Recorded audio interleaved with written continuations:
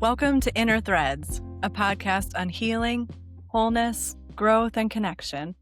Join us for shared insights and lived wisdom as we braid and weave together our common stories and experiences to help you along your own healing path. Inner Threads is hosted by Courtney Kaplan, Bert Nelson, and me. I'm Jessica Luke. I work as a spiritual counselor, and I'm the founder of the Well-Grounded Soul and the 1440 Health Collective, a healing center in Bethesda, Maryland. I support people through times of change, helping them reconnect with their intuition, personal power, and the wisdom of the natural world. I'm Bert Nelson. I'm a spiritual counselor and the executive director of a nonprofit conservation farm in Western North Carolina. I'm interested in how spirituality, science, and shamanism come together to help us heal and live more fully as ourselves. And I'm Courtney Kaplan. I'm a coach based in Oakland, California. And after years in the corporate world, I founded Iconic Leadership Coaching. My transformative coaching helps people create a good life, both personally and professionally. And I use multiple modalities, including emotional, physical, and spiritual tools to help my clients find peace and power. I'm excited to be here today to talk a little bit about how we manage difficult times. It seems like it's a time where there's kind of no getting away from the difficult things we're seeing in the news, difficult things we're seeing in our communities. There's no escaping it. So how do you manage to be in it? I think there's no escaping it, so you've got to be in it. That's right. That's right. Done. I think it's really hard. And for me, one of the things I've got to consider is not just that I want to be away from it, but why I want to be away from it. What makes the time so difficult, and what about that is challenging to me? I find that I feel a lot of pressure, a lot of tension, a lot of fear, and often that can lead to anger. And so when I find myself in any of those places, in one of those spots and feeling that pressure, I find for me, I've got to come back to me, that I've in some way twisted away from myself. Or the present moment. I know we've talked about that quite a bit up until now, and it's so relevant here that I'm worried about something that has just happened, or I'm worried about what's going to happen next. And it just keeps me from being in my body and with myself. And that's a real struggle. So for me, the goal then is to come back to myself, to come back to my body and to the present moment, and then learn what is the truth here. What is my reality here, not my fear, not my anger, but what's actually going on here. And often when I'm able to do that, I can find a little bit of relief from the pressure that I'm feeling. And I can make the next best step for me, whatever that is, to move forward in my day. Thank you for explaining what happens when you're going through difficult times, because for me, it's slightly different in that, especially in the current environment, I go to overwhelm. I feel overwhelmed by the number of things going on, the opinions about the number of things going on, the supposed outcomes of the things going on, like this overwhelming sense of responsibility or need to take action or need to do something about the things that are going on. And I noticed that my mind tends to collapse time and space. So there's not a chronological spacing of these things. It feels like everything's happening right now, all at once, all the time, which is false when I can stop and slow down a bit. But that real sense of overwhelm, which kind of leads into hopelessness, is kind of my pattern when things get difficult. And I'd be curious, Jessica, to hear for you, what's that like when we talk about difficult times? What does that look like for you? Yeah, I get very sad. It's like a sadness and a frustration where you feel like there's not much you can do.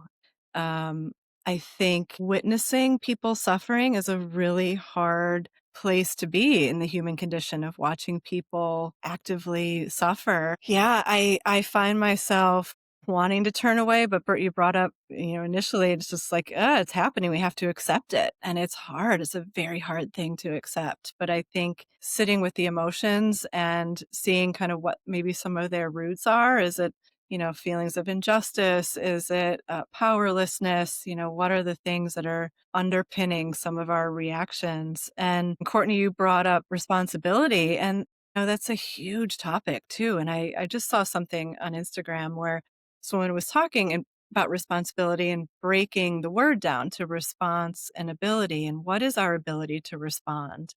And what is our response? And I think for me, what triggered such deep insight from that conversation that I listened to was that you can have a choice in how you respond. Yeah, you might be sad witnessing this, or frustrated, or overwhelmed, or angry, but the choice we have to each respond in our own way, I think, brings some lightness to it, where we always have that agency to respond in a way that maybe comes from a place of compassion and understanding, which is a hard bridge to get to. I get that. It's not easy, but I that's my intention usually, is just how can I get to that space of understanding myself and then the condition of the other people.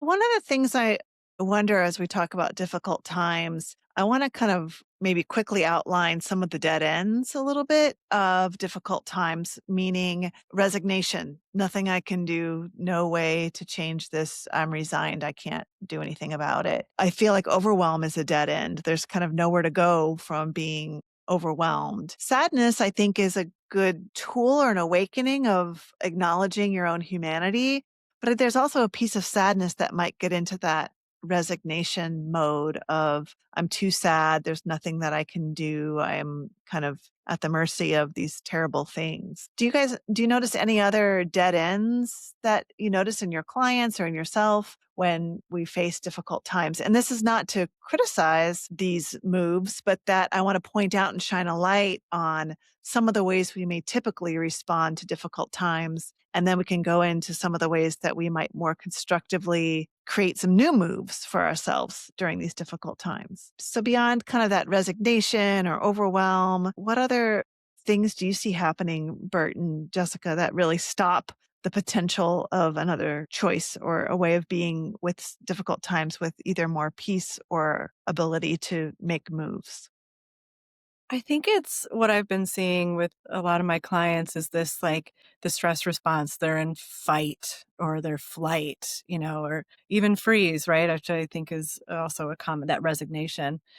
And that's a tough place to be because it feels good in the moment. Oh, I'm going to fight. I'm going to fight this. What do we have to do to fight? But it's actually working against your ability to come around to that more grounded place of acceptance or compassion for yourself, or understanding the deeper layers where it doesn't hit that dead end. I like that you said that, Courtney, because I think helplessness is another one of those where or hopelessness, maybe even, of like, oh, there's just nothing we can do. Just throw in the towel. Or the opposite of that is, I'm just going to fight. I'm going to keep fighting, keep fighting. And I think that works against people and their ability to find a better path forward through difficult times. Those conditioned responses of fight, flight, freeze, fawn, all those conditioned responses are such served us well at some point in our lives, or it may be in some situation at some point, but it's great to kind of build out more constructive responses. I love that. What about you, Bert?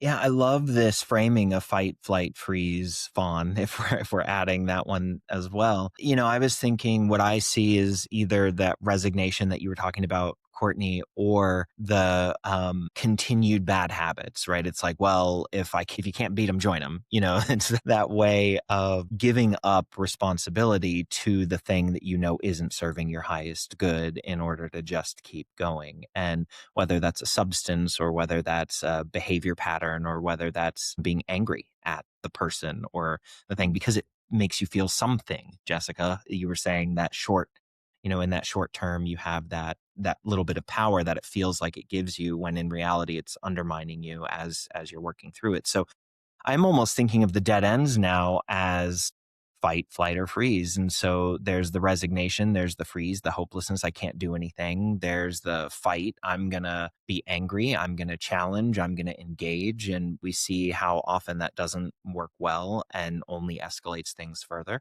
And then there's the running away, right? Ignoring the fact that this thing is happening and burying your head in the sand. I've got clients that exhibit all of those patterns. So I think there's a place here where we feel like we don't have any options other than whatever the bad choices that's that's before us. And I think it's really helpful to have compassion for ourselves when we land in that space of, oh, I acted in a way that maybe doesn't serve my highest good, or doesn't feel so good after the fact. But understanding through that compassion that there's a reason why I was feeling that way. And that doesn't make it okay in a sense, but it does offer a bit of reframing and perspective that can help you get back on to where you'd like to go.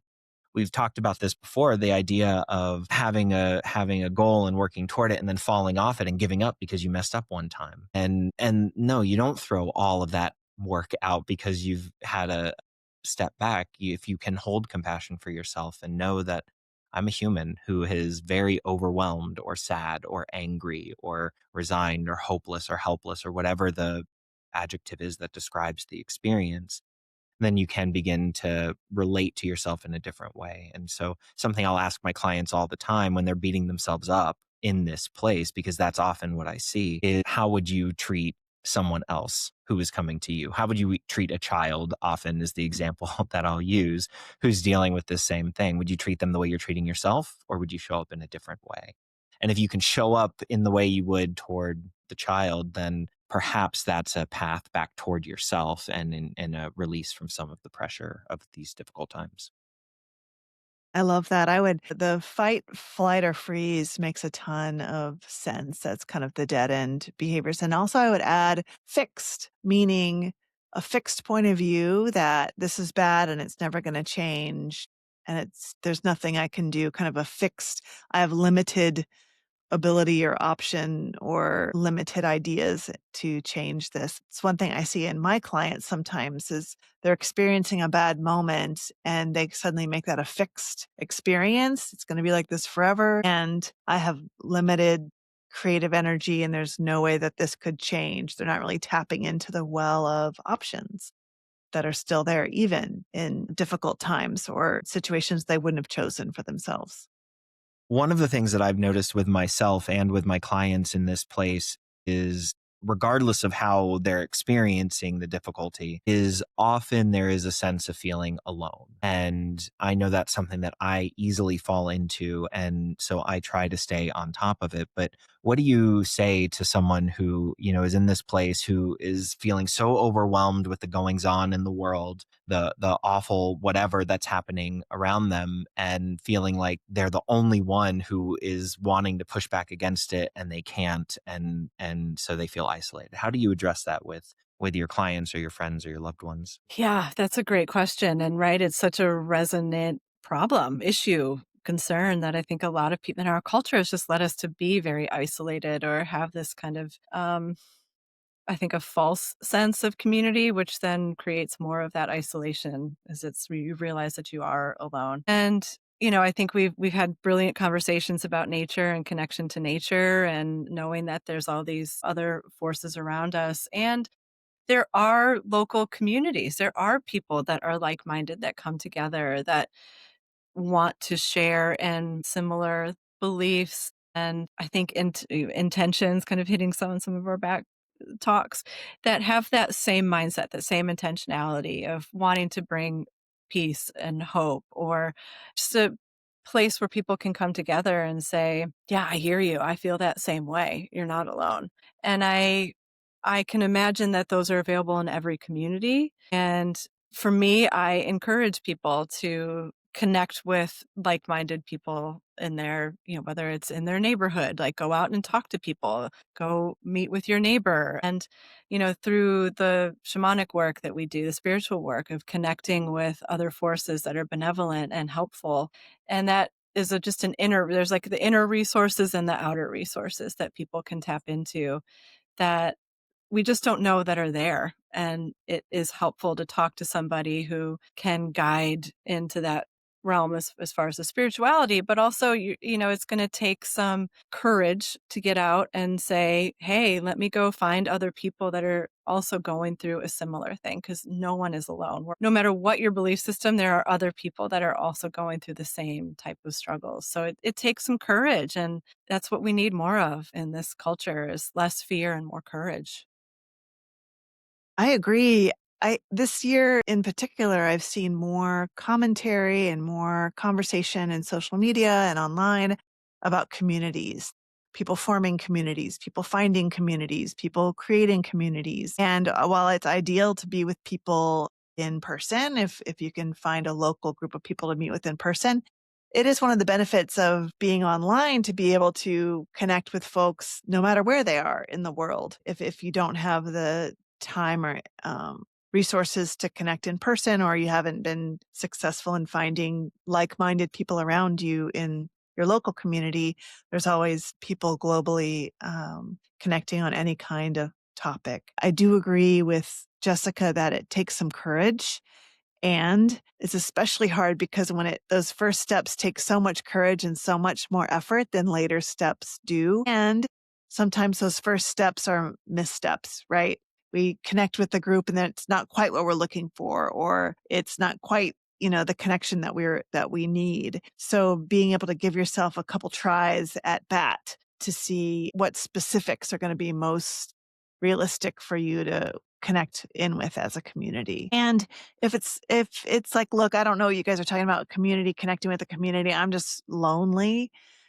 Even going to a coffee shop with other people around you can be a big help in reducing that loneliness of having other physical bodies around you and just reminding you that you're not isolated in your house or in your home. What do you have thoughts, Bert?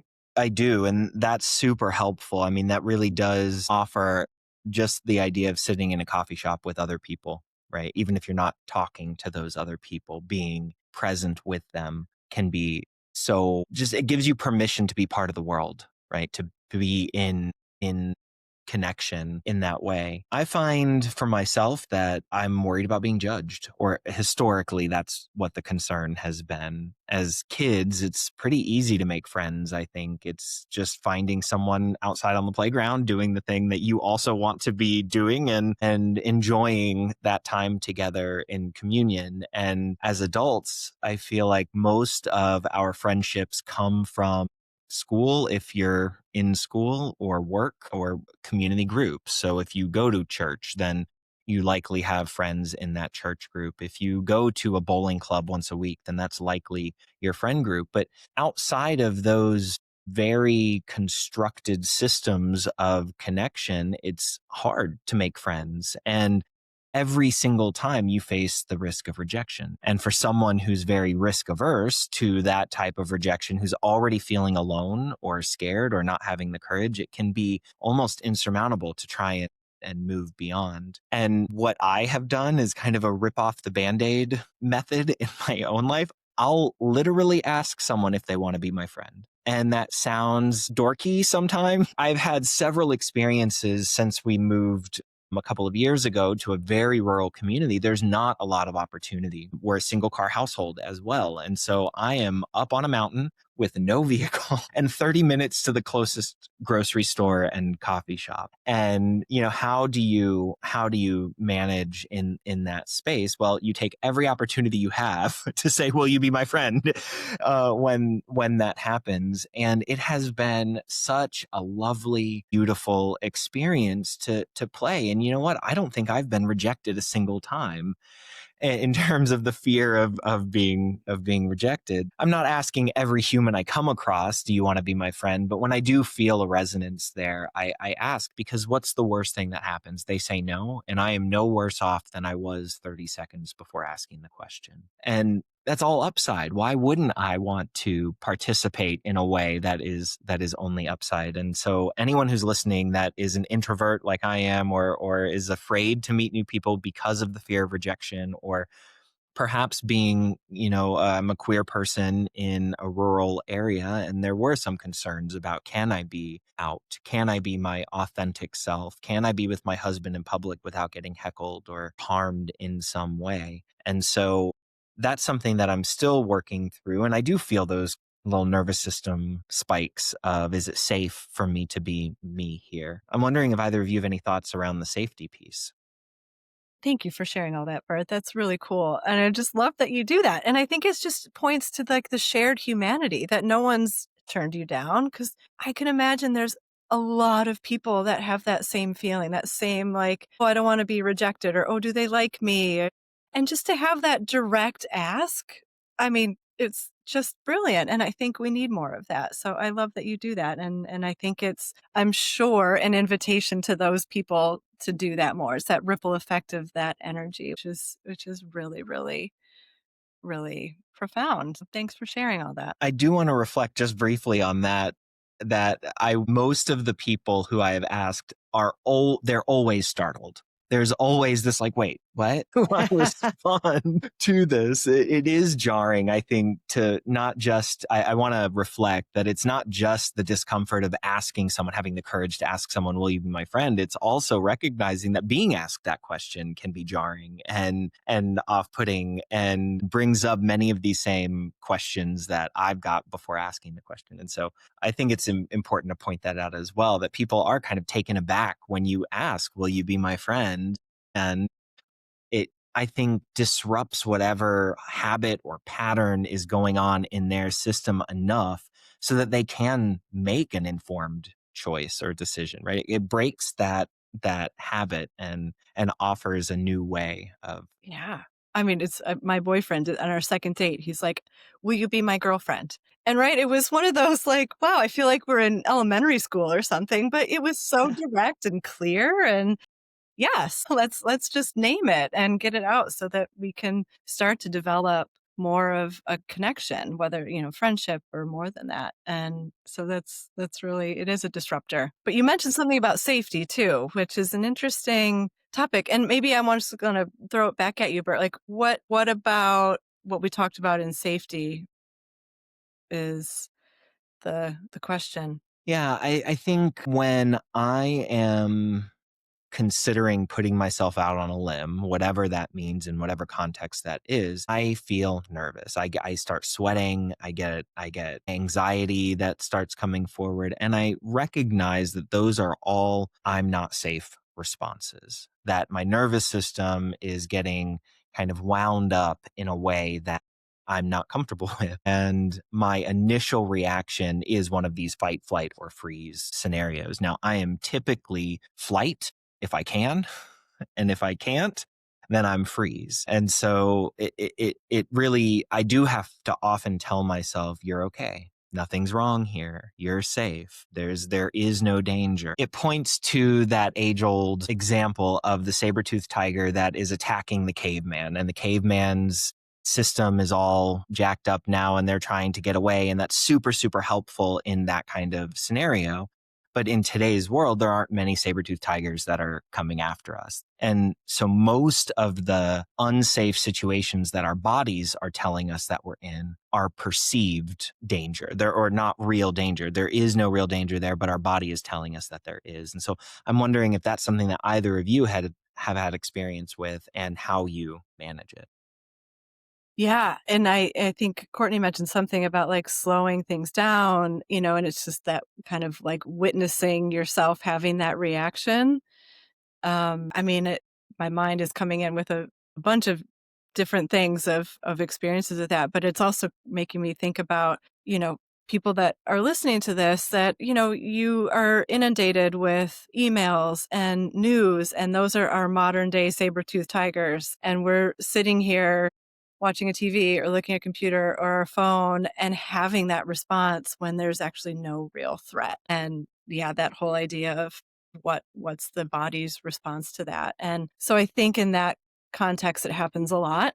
And even from an email from a boss or, news story, and creating that space, and like if you can drop the phone, if you can close the email or just slow it all down for a moment and take a step back and just say, I am okay in this moment. Right now, here, my feet are on the ground. I am okay. There's actually no actual threat to my life happening in the moment. But I can imagine that it happens to all of us all the time, these moments. And I love that you named it that, Bert, because it is a feeling of not being safe, but it comes in so many different contexts. And I think we experience it so much during the day that we don't even notice it. We get a little numbed to that feeling of being unsafe. And then we walk through the world all, ready to flee or ready to just, freeze and disengage from the world when really none of that is really happening to our physical body. Nothing is actually harming our life in that moment. And just having that ability to pause and step and feel your body. And, I mean, I would be curious if any of you have like somatic practices or other practices that kind of come in that help you remember that you are safe, that you are present and not being attacked by that quote unquote saber-toothed tiger. Mhm. Yeah, and the feeling of overwhelm that I get, which primarily comes from absorbing too much information, which is the dominant narrative of our culture right now, right? Bombarded with information, updates, opinions. We're very mentally oriented. So we're thinking about it and figuring it out and wondering about it and making a spreadsheet about it. So that really is the thing that starts to trip me into overwhelm. So when I can, first of all, remember that that's part of the point of what's happening right now, the point is to overwhelm. Number one, because it's confusing and demoralizing. And then number two, because that panic or that concern that you are facing a saber-toothed tiger keeps you on your phone scrolling away, right? Just more and more or hear how bad it is or what you should do next or oh my god, now there's a new update, I got to stay on top of that. And it's an endless scroll. It's not like an old newspaper where you would like read the newspaper, fold it up, done and done until tomorrow, the paper's been read. This amount of information that we're getting now is much more consuming. So be careful if you don't want to be consumed by the news, watch how you're consuming the news. Returning from into the somatic, into the body is a big helper in turning off the mental only orientation of reading, looking, learning more information, but to tune into the physical body. And so for me, tuning into the physical body can be taking time alone in nature, taking time alone by myself and breathing, or sometimes I'll make a little promise to myself. Every person I interact with today, I'm going to speak to like they're a human being. So not the cursory, thanks, have a good day, or, hi, running your groceries through the beeper at the grocery place, but saying something, right? How's your new year been? Wow, it looks busy today. Have you been busy? Do you get a break soon? Anything like that that helps me reconnect to the real people and real environment around me can be a real disruptor of the overwhelm and kind of living in that overly mentally oriented space. So, and I noticed even for a while, I thought, oh, maybe I'll send a friendly text or text someone I've been thinking of. That's okay. I think it's different to talk to the person, call them on the phone and hear their voice, do a quick video call, something that's more connecting than another piece of electronic information kind of out there. In the moments when things are overwhelming, we tend to shut off our creative capacities. So we don't have great ideas of what we could do next or great ideas of what could make this better. So maybe not expecting that of yourself, but really step one being stepping out of the trap, stepping out of the loop and finding a way that you practice stepping out of that loop, turning the phone off, sitting a little bit, listening to some music, connecting with other human beings around you, whatever that is to break the cycle. I've got a simple practice that isn't somatic so much, but is a practice that I find helps really quiet me quickly if I'm really spinning out on a piece of news that I just heard or an event that's happened in my space that feels really pressing. And that's just to stop what I'm doing and name 5 things that I see. There's no defining. I'm not defining those things that I'm looking at. There's not an agenda with the things that I'm looking at. It's not 5 things that are blue or 5 things that remind me of someone. It's literally just naming 5 things that my eyes see: camera, microphone, Jessica right now on the screen. These ways really ground me in my present time and space. This is my reality right now, not the thing that I am worried is going to explode, but these 5 things that I can see with my eyes from where I'm sitting in this moment. And that has been a really helpful tool in slowing me down and helping me get out of that place or keep me from getting to that place of dead end that we were talking about earlier. And Jessica mentioning the email, I didn't even consider that, but I was in the grocery store the other day and I heard on someone else's phone somewhere in the store a Microsoft Teams alert go off, and it spiked my anxiety immediately. Now, I haven't used Microsoft Teams in more than 2 years. This is from a past job that it became almost this like sound of something's wrong. Oh gosh, what am I in trouble for? What do I have to act on now? It always meant that I had to go from kind of a steady state into I have to be active and on and prepared. You just saying email coming in was enough for me to spike in that place. It's so interesting how wired we are for these things that feel not safe for us in our environment.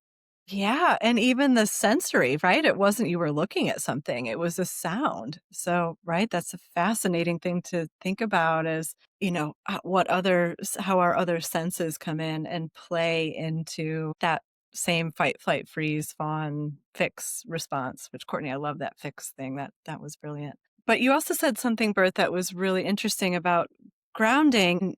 I can't remember exactly what you said, but it was about grounding and being present. I have a sense that when we do get really caught in any of these stress responses, we're sucked out of the present moment. We are worried about the future. We're being overwhelmed by what does this mean for the long run, or hopeless. Like, it used to be so good. We're getting sucked into the past, where it sounds like a lot of where some help can come is realizing that in this present, like what the present moment can hold for us. And it's making me think about Eckhart Tolle's Hold the Power of Now, which is a brilliant book. And there's a lot of really profound kind of Buddhist insight about that. Right. All we have is right now. This is this moment, and these grounding practices to remember that you are here right now and everything right now in front of you is okay. And getting caught in the past or the future is where all that suffering leads us. Yeah, I'll add an exercise that helps me stay grounded. And I guess grounding meaning connected with yourself on the earth in this moment, right? Instead of kind of flying around into the future or the past, but feeling connected and in your body. You can feel yourself breathing, like Bert said, you're aware of what you're seeing around yourself. You're aware of what you're smelling or sensing around yourself. And one exercise that I've learned, I'm going to abbreviate it. It's an extended meditation, but I think it's still helpful, is to feel the length of your body. Just in a moment, standing there with your feet on the ground firmly and your spine kind of stretching up in the length of your body. And then once you take a moment to feel your full length, really your dignity in yourself, feeling the width of your body, kind of shoulder to shoulder, hip bone to hip bone, that you have, your body has a width in space and feeling that width side to side. And then that your body has depth front to back, that a lot of us are very front oriented or eyes oriented, but we have a whole back side of our body. So understanding that our body has depth and that depth is both real, right? Like a measured depth of your human form, but also the depth of your background, your education, your experiences, your support, all the things that you have supporting your back that have your back. And I think that sometimes that's a helpful way to orient in space and remember, oh, wow, I have length and dignity. I have width. I have people side by side with me. My body has a breadth here that I can breathe into and feel. And I have a depth. I'm not a paper doll. I have dimension and I have a back, and remembering all the things that are at my back to help support me and protect me, including my spine being in my back to support me and protect me. It's kind of a little three-part check-in that can help me orient in a space wherever I am. I like the idea of, for myself, thinking of my spine as a grounding rod when we talk about grounding or lightning rod. And when we think about grounding in terms of electricity, it is a way of organizing and discharging, right? And completing a circuit or not, depending on your goal in the grounding process. So I find that if I can be that rod, if I can be that lightning rod, if I am in the earth, if I am held, if I am sturdy. I'm going to add now, Courtney, this taking up space piece of it. How tall is that lightning rod? How straight? How, what are the dimensions in space that my body is taking up? It really only strengthens that practice that I have. I thank you for that. And Courtney, I've heard you talk before about, in another context, about literally looking behind you to see that there's no danger there. Is that something that you could talk Right. to a little bit more here? Yeah, for sure. And let me also point out that this is Richard Strozzi's work, the Strozzi Institute. They have great free videos online. I think they have a free community call on Tuesdays, but just pointing out that this is not something I invented, but something that's been around for a while.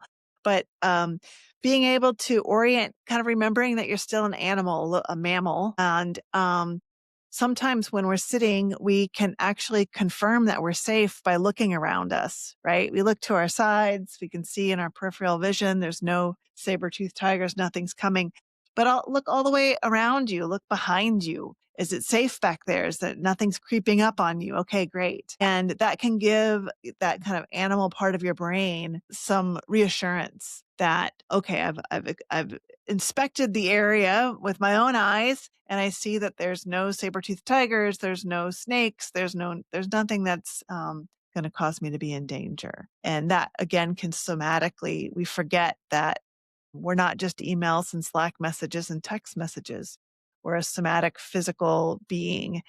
Um, and we're a mammal. And so there's parts of us that can be satisfied with that kind of little inspection of looking around, looking behind, around, all around to make sure all is clear. It's making me think even of my work with horses, because horses have eyes on the side of their head so that they can see almost completely all the way around them because they are prey animals, right? So they have that ability to be able to check out what's happening behind them. And their ears move, so that going back, they're using other senses to kind of check in to acknowledge fear or predators or if they're safe, and it's just the leaves rustling and they can carry on grazing. So yeah, it's brilliant. Great reminder. Yes, horses are so amazing in that respect. Really, really cool.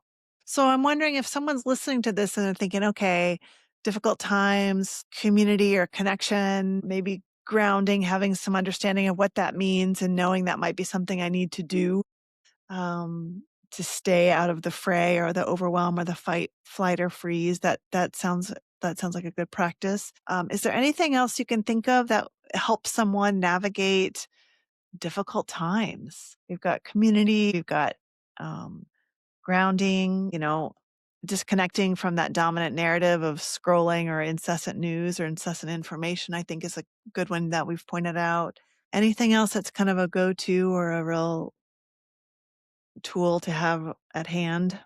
I don't know if it's so much a tool as it is a reminder that we talked about this before, where your attention goes, your energy flows. And it might just be a matter of shifting where your focus is lying. And we've been talking about this today as we've gone through all of this. The media you're consuming, the news you're consuming, the people you're around, the environments that you're in, those are all inputs that we consume. And it's helpful to remember that what we focus on becomes our reality to some extent. And that can be a really powerful way of reframing an experience that you're in. It doesn't deny or negate the difficult times and the negativity that might be in the space, but it does open to this idea that there's enough space for more than just that negativity to exist in. And once you begin to pull on that thread, you might find there's a whole lot more good going on than you originally imagined there might be, because you're not just focused on the thing that's causing you fear or resignation. I'd like to build on that too with the idea of small appreciations. I guess maybe even not small, but appreciation. So, meaning being present and aware and noticing the beautiful colors of green on the leaves of the trees, noticing a sunset and pausing to take in that beauty, appreciating a meal with a friend or a child or a pet, appreciating a warm bed, appreciating all of these amazing things that are around us all the time that we just become completely blind to, totally give no acknowledgement to. And again, the point isn't to minimize that something bad has happened externally, but the idea that there's a much more good in your world than we ever really give credit in our world. So to give those moments of recognition, appreciation, savoring, gratitude, those types of things can be really powerful when you're talking about where your energy goes, where your attention goes where your energy that your energy goes where your attention flows. Whatever that is, put it on something good. So, and there's plenty of that around you. So do that and take the minute to do that. It makes a difference. It matters. We're up to our neck in grace and good things often, and we want to push that aside. And let me tell you just how bad it is. And both things can be true. Yeah, I love that. And I think, yeah, I would piggyback off of that and say that, it's the duality of life. If there's dark, there's light. If there's bad, there's good. And we have that choice to find that balance. And there's an invitation as simple as thank you for this breath. Thank you for this food that I'm going to eat. Thank you for the water, clean water that I can drink, just that appreciation and gratitude for those little things. And it just came to me when I was listening to you guys about that kind of posture and bringing space within your body and enlivening your spine, which is our energy, right? Our brain and our heart run off of actual electricity. And the more that we elongate and create space there, the more electricity we can run. And if you think about somebody who's like bent over, which is a lot of us at computers, and the front side of our body is all collapsed, and that's, our heart center and these kind of vital creative centers. And if we can, I think about a plant that it's a seed that you put in the ground first. It starts in the ground and it forms roots. It forms a base in order to go up. And then with more sunlight and more expansion, it grows even deeper roots. It goes further into the ground to support itself while it continues to go up. And if we can remember that the ground is our support and our base to help us grow and evolve. And even if it is just like standing and create like those dimensional kind of exercises that you were talking about, Courtney, are really great. Like how much space can you take up? And remember that you can take up space, but that ground is your support to help you take up more space. It could be as simple as that, as remembering that we have this connection to the ground, the earth, this thing that supports us and gives us life, and be grateful for that. Find that positive. And there's always, always positive things happening in the world. Always. You don't have to look far. You can see a squirrel doing something silly outside, and that can bring a smile to your face. Or, right now there's monks walking across the country for peace, and they have the most adorable little dog. And like, how amazing. He's got his own Facebook page. Like, how cool is that? So the things are out there, and the invitation is there to find the balance, to not avoid what's happening, but also to remember that there are equally amount of good things happening, if not more. I love this idea of finding the joy and also being able to bring that joy. It's not just often as humans we are focused on consumption, right? And we're looking at consumption and focused externally. And here there's an opportunity to share that dog on Facebook so someone else gets the joy and shares that. We can take small actions to spread the joy. It's not just about consuming it for ourselves, although that is important, but it's also about how can we bring a little bit of that joy forward or spread it or expand it or highlight it in a way that others might be able to connect with it a little bit more easily than they would be able beforehand. And I wonder if that's a little bit of what we're doing here with this. These conversations are letting people know that it's possible, that you can share this, that it can spread, and you can be a generator of joy even in dark times. I love that. Yeah, I do hope my intention coming out of these conversations is that it's connecting to folks out there that hold some of the same struggles that each of us has held and possibly getting a new perspective or a new idea or a new way of looking at something so that they're not struggling or suffering as much. We're all in this together. And there's so much, support and wisdom and help available out in the world that I don't want people to feel like they're isolated or it's hopeless or there's nothing that they can do because the exact opposite is true. We talked a lot about community at the beginning of this conversation, and I'm wondering if we can revisit that just a little bit because we talked about it in terms of what can we do to go find a community to feel less alone or to feel less isolated. And it's also important, I think, when I think about community, to understand what are we bringing to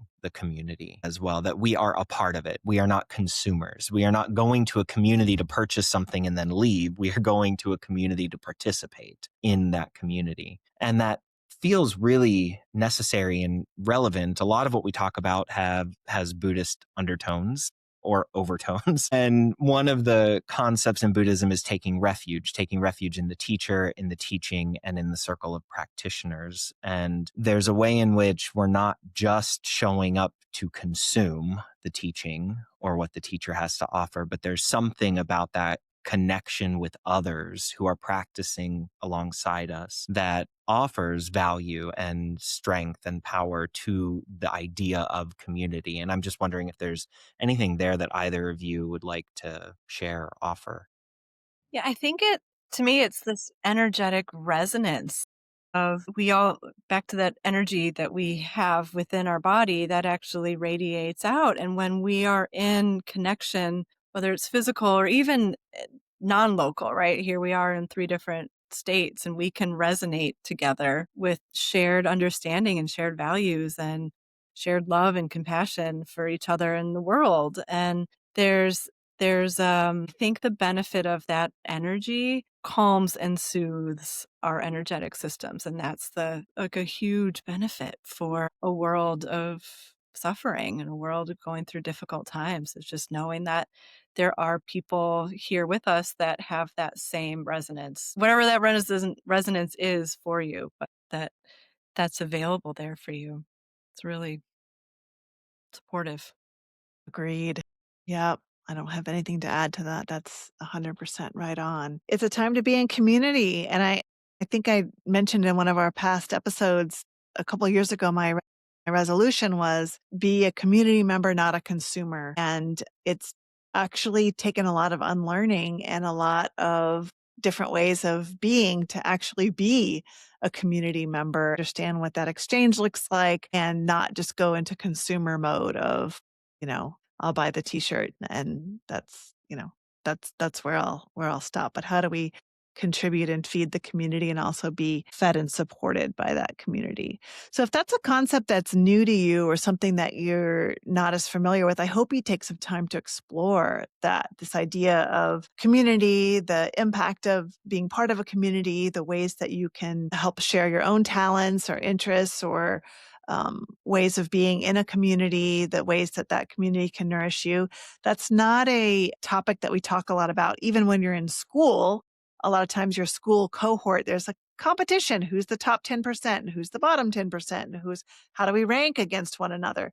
That's not community. Community is more circle, not line or org chart of power dynamics. And so if this idea of community is something you haven't really played with or tried out, I hope you do this year. I hope you do. Comment about school, Courtney, gets me because community service feels like a punishment these days. That word, whether in the prison system, it's a punishment, or whether in school, I have to get my community service hours to graduate. It's a requirement. It's not something that people are doing because they want to do it. And they're doing it Right. because they have to do it. And it really makes it almost an adversarial relationship to be in. And that's something that I think we should all be trying to change the narrative on and come back to this idea of I'm showing up to community and serving community. And I'm being served by community by showing up and by acting. But it requires that relationship for it to be able to work in a way that serves the highest good. And so I love that we're Yeah. able to have this conversation so frankly about that. Yeah. Yeah.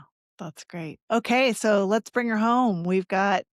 There's some difficult things happening out in the world. It doesn't look like that's going to slow down anytime soon. 26 most likely will continue to be fairly turbulent. And parting words of what to take into your 2026. Jessica, what are you taking into this year? I And my words are presence and clarity. And I think for me, it's being present in each moment. And the clarity piece could mean a lot of different things to me personally. But in this context, I have a sense it's putting the phone down. And that's also presence too, right? Like just acknowledging things that are happening, seeing headlines, making a choice whether I want to get into reading the article or listening to the news story about it to be more informed, or if I feel knowing what's going on. And that there's always that choice. So that would be my insight for this year, is to find that balance between staying informed and involved in a way that works with your heart. But if it starts to get out of that heart-centered space, find ways to ground back in and come from that place. Because I think we need more heart-centered, love-centered progress to be that grounding force through these turbulent times.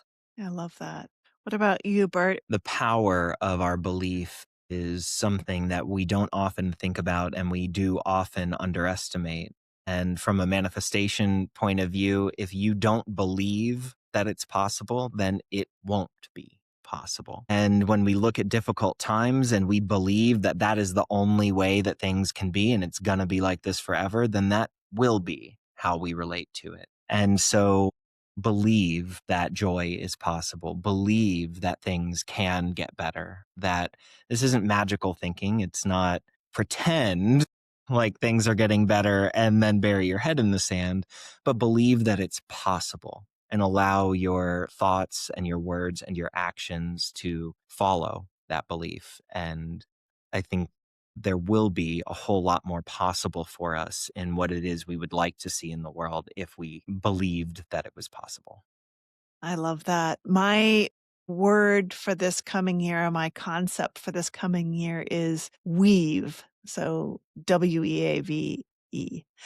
Weave. So instead of kind of the overwhelm of all the things coming at me and all the things feeling so overwhelming, I'd like to weave things that are important to me, communities, my talents, the things that I want to accomplish or give in my life, weave those together into something more cohesive and comprehensive, uniquely for me.